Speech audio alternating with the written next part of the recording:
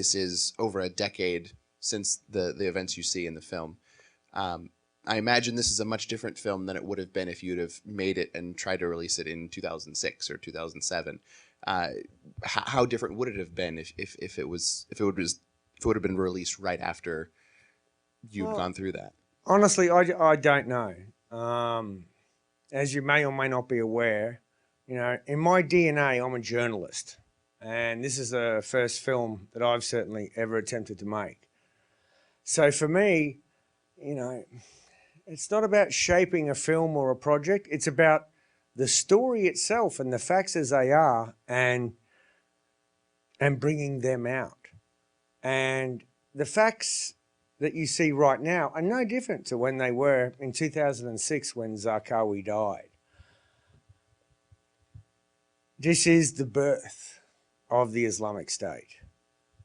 This is the beginning of the vision that we are all now living, and that Paris has brought back to our attention.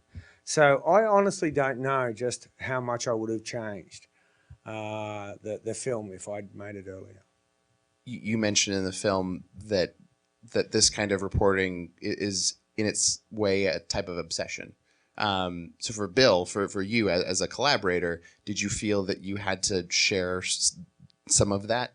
Or were you more look, the film is based on Michael's extraordinary footage. I mean, this footage is almost all what Michael shot, and, you know, it's really amazing footage. I think part of what you do with any film is you try to make a film someone wants to see. I mean, I think the tragedy of Iraq, I mean, there's so many tragedies of Iraq, but, you know, one on the filmmaking side is, you know, people seem to think about wanting to see a film about the Iraq War with the same joy they want to get a root canal. I mean, people just are not interested. I mean, there's been a couple of films, like the Catherine Bigelow films, that people have done well, but no one goes. I mean, that's a reality. And I think, you know, the challenge was to take... Yeah, that's true. It's American Sniper. That's absolutely true. But I think in general, you know, there's been a lot of films, very little audience. And I think part of what we tried to do was to take Michael's extraordinary footage and craft a film that had some value, and also people were interested. And also, just to give credit, we have our editor here, Jane Moran, who did an amazing job editing it.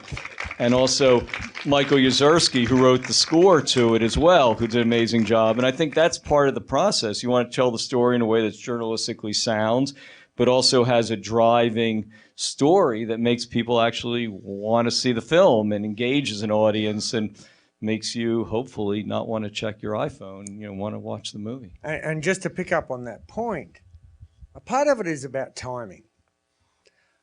When I look back to the Vietnam War, in 72, the troops pull out. In 75, that last chopper leaves the rooftop of the embassy.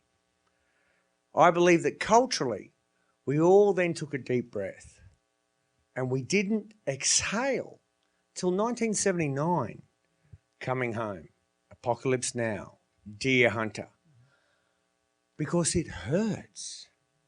You certainly can't do this while these conflicts are going on. And the great cultural conversation does begin, but we need to take a beat before we can do that. And something like Hurt Locker was the first to kind of pierce the bubble, and now Sniper has punched through and established the beachhead. So you have to give respect to the conflict and to those of us at home who's, you know, suffered it vicariously before we can begin a conversation like this.